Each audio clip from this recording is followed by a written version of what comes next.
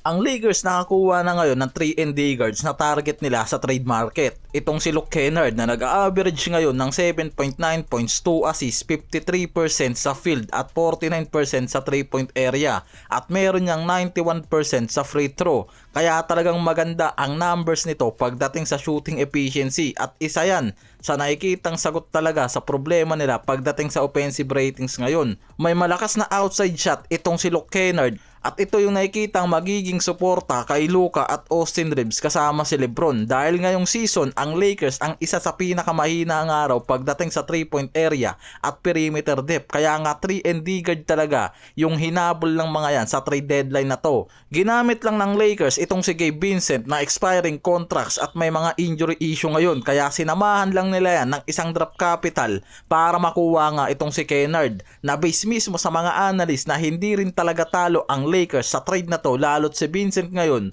bumababa lang ang averaging sa kanila mula sa 4.8 points, 34% sa field, 37 sa 3. Kaya nga bumaba talaga ang numbers at performance itong si Vincent at hindi gaanong nagagamit yan sa rotation dahil sa availability niya. Kaya pwedeng maging trade exception at ka-flexibility lang ang habol sa kanya ng Atlanta Hawks dahil yung pag-swap ng expiring contracts nagbibigay sa Hawks ng bagong 11 million trade exception na pwede nilang gamitin sa mga susunod na move sa trade o pwede rin kung magiging fit o effective sa rotation nila itong si Vincent, pwede nilang gamitin yan at meron pa silang draft capital na nakuha sa Lakers. Samantalang si Luke Kennard naman ang isa sa mga elite shooting specialist na kasalukuyang nangunguna sa NBA pagdating sa 3-point percentage mula sa 49.7% niyan na efficiency ngayong season at isa sa kanilang mas reliable na scoring option sa wings at magbibigay yan ng high scoring at impact sa bench nila at pwedeng mas maging malaking support nga raw to sa wing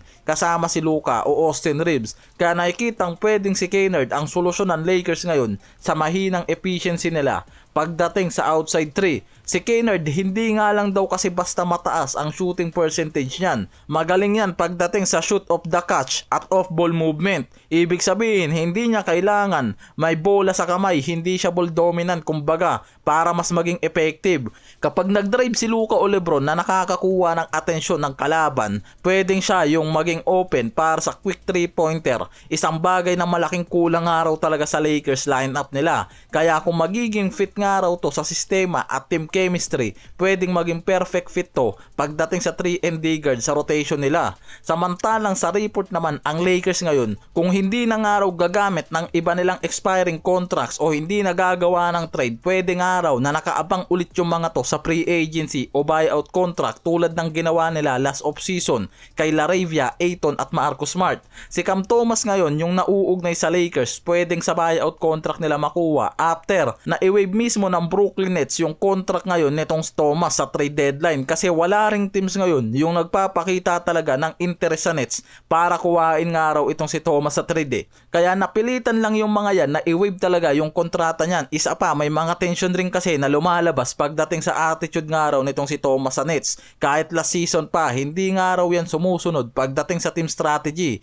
Kinuha niyan yung qualifying offer niya mula sa 5.9 million para sa season na to. Kaya't naging unrestricted free agent siya at malinaw na siya yung pwedeng mamili ng team na gusto niyang paglaruan. Nag-average pa yan ngayon ng 15.6 points, 1.8 rebounds, 3 assists per game plus 39.9% na shooting sa field at 32.5% pagdating sa 3-point area. Kaya litaw pa rin sa numbers na yan yung pagiging effective niya sa scoring at pagiging elite. Attitude nga lang daw talaga yung problema dyan. Kaya yan yung isa sa mga nauugnay ngayon sa Lakers after din ng report na nakabantay pa rin talaga ang Lakers sa free agency ngayon para kumuha ng buyout contract. Diyan pa naman magaling itong si Pelinka. Kaya hindi malabo nga raw na kung wala pa ring team ang kumuha sa free agency dito kay Thomas, pwedeng ang Lakers ang kumuha dyan lalo na sa maliit na halaga ng kontrata nito. Naswak nga raw para sa cap space pa ng Lakers kung magwe-waive rin sila. Kaya kung walang team ang magkiklaim sa kanya ngayon, pwedeng direct signing ang gawin ng Lakers kung may roster spot pa at salary cap flexibility para mas maliit na kontrata lang ngayon ang makuha nila